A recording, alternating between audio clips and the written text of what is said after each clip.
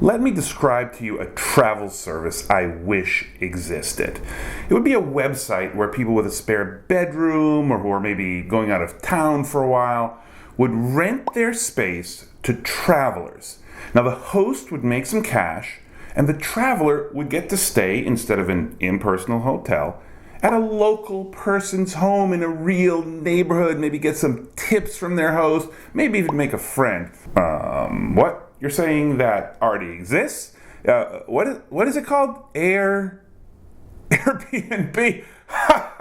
Airbnb. You mean the $30 billion company gearing up for an IPO as a massive multi-service online travel agency selling whatever they can? Airbnb used to be dedicated to something like that, but these days Airbnb provides that service a bit like McDonald's sells salad and apple slices. It's like a small part of a huge business with tons of other products. Or you could say Airbnb provides that service like Tinder is a place for like-minded people to meet and form meaningful long-term relationships. It's a service, it's in there somewhere.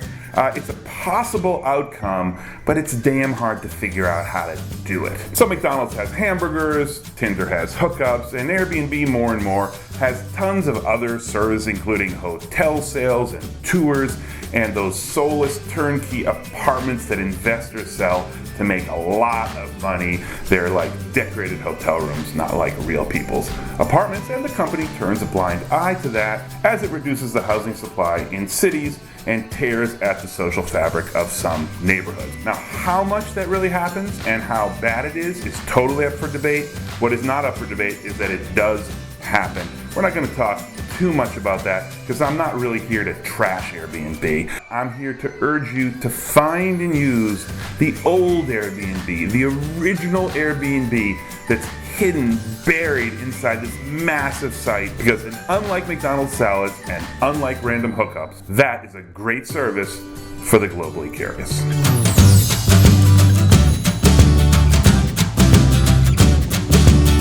Okay, before we begin, welcome newcomers to Globally Curious. If you enjoy this video, it's really important you click like down below and subscribe to the channel, and click the bell next to the subscribe button and you'll receive just once a week notifications when a new video comes out on Thursdays.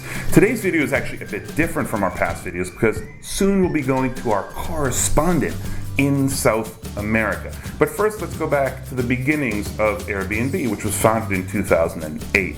The first time I stayed in an Airbnb was in 2010.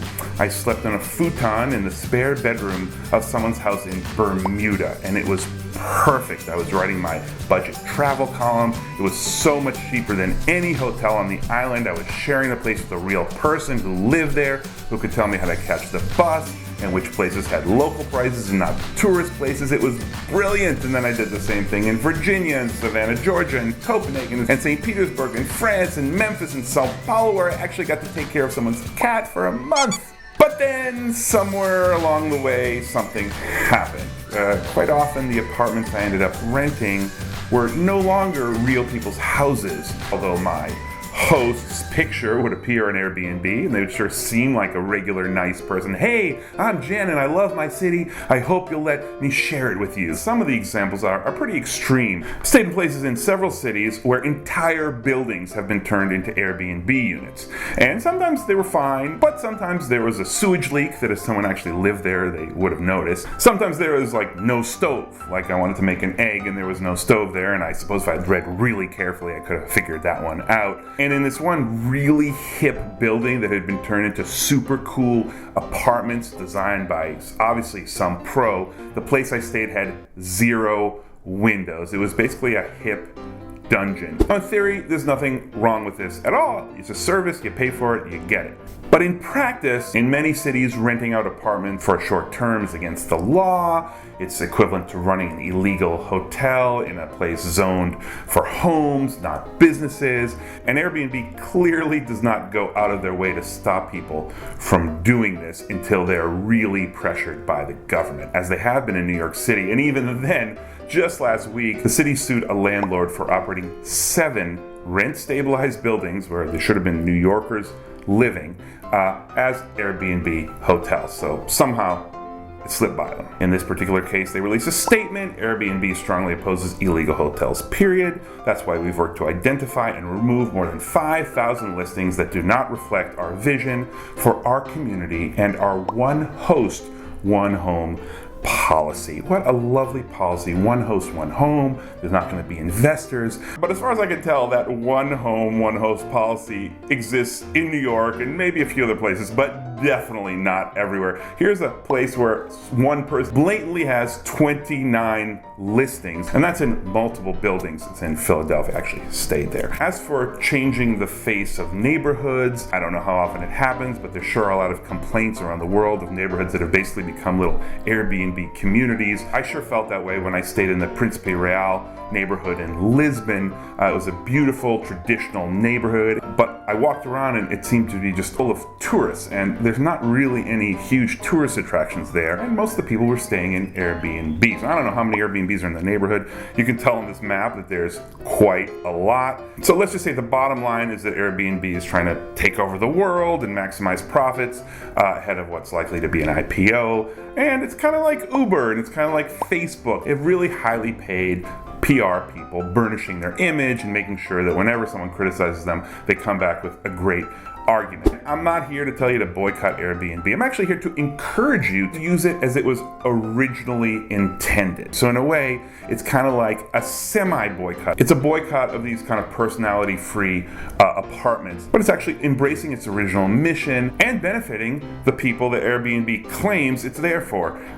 People who rent out part of their home to make extra bucks, or who go away part of the year. So there was no boycott Airbnb here. I mean, if I said that, it would just be like boycott Uber, right? You put hashtag boycott Uber, and then like 5 days later, like, how am I gonna get home? Oh my God, a taxi's so expensive. Oh my God, Uber will pick me up right here. Let's just do it. You're patronizing people who, go away for a few days, or in some cases, actually like go crash at their boyfriend's house when they have an Airbnb rental, so they can make a few bucks, okay? That's awesome. And you get to stay in a real person's house, and you look what's on their bookshelves, and see what's on their wall, and see what's in their kitchen, and see what's in their see what's in their kitchen. That's a fantastic experience. And as promised, now we're going to go to Sao Paulo, Brazil, where our very, very handsome correspondent is going to show us a place he was staying in Sao Paulo. And can we see a picture of him? Wow, good looking guy. Seth in Sao Paulo, tell us about this place.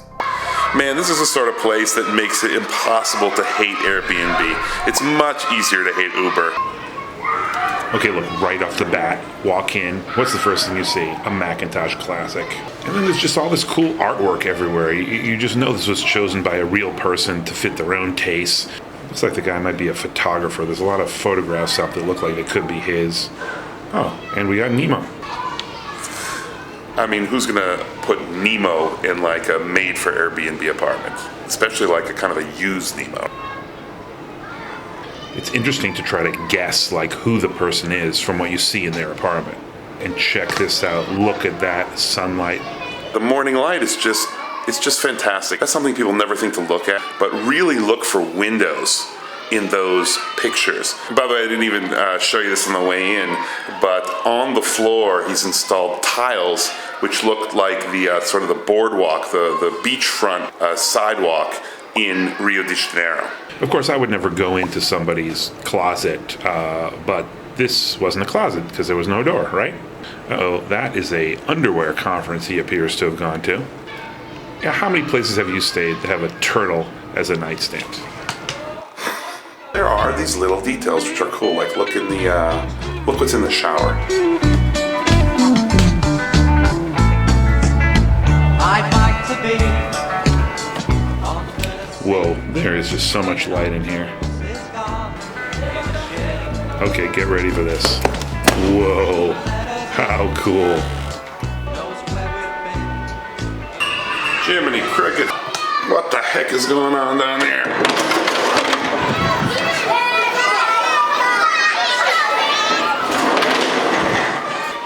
Get off my lawn. It's cute though, right? I don't know, I'd love to shoot the rest of this video here, but I don't think my microphone is good enough to drown out the sound of these kids. So let's go back to New York.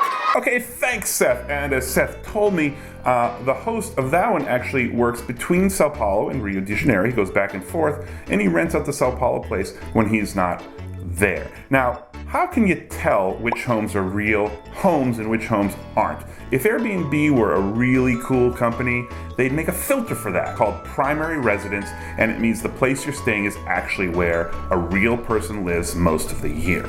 With a little effort though, you can tell which ones are real people's homes and which ones are not. Now the easiest way to do this is to stay in rooms within people's homes. And usually you can tell from the reviews if they're a nice person, and they're almost always a nice person. I will just give you one warning. It's not universal that when you rent a room in a larger house, it's going to be a real person's house. Remember that place in Philadelphia? That was listed as a private room run by this person. They send you a code, you use the code to get in the door, you go in, it's like a communal kitchen, it's all kind of cheaply newly renovated, and then you use a separate code to go into your room.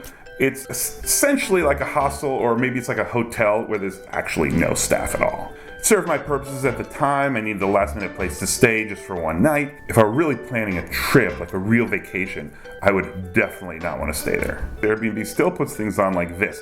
Amanda's home is located in Philadelphia. Her home. Yeah, I don't know any dictionary where home is a place where nobody lives and there's individual locks on every door. A really good way to check is to click on the person themselves and see how many properties they run. And in this case, as you can see, as I said before, Amanda has 29 properties. Now it's much less easy when you're renting a whole apartment. Look at this place I stayed in Rio de Janeiro. It was a perfect location in a neighborhood called Catete, not really touristy, totally interesting, lots of little places to eat, and pretty central. Now I did not look too carefully at this place. I looked at the pictures and I just got an idea. Wow, this is someone's apartment. Look, they left a watch on the table. There's a kid playing. The person seems to like France. There's all kinds of French posters there. And I got there and it was instantly obvious nobody lived there. I mean, who lives in a place with no stove? I certainly wouldn't trust someone that lived in a place with no stove anyway. So how do you tell? Look at those pictures very carefully and then read the reviews. From the way people talk about the host, you can often tell whether it's someone who really lives there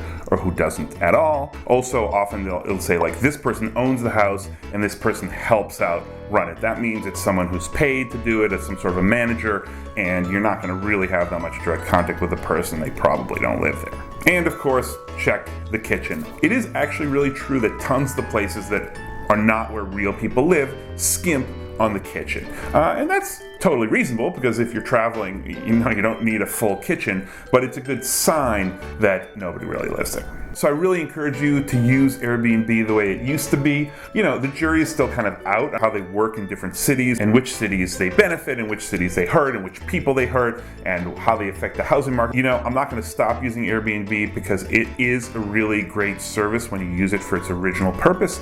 So am I weaseling my way out of a difficult decision to make for better travel? I kind of am, but I don't feel bad about it because my money is going not just to Airbnb, but real people who live in real places and who share their homes with you.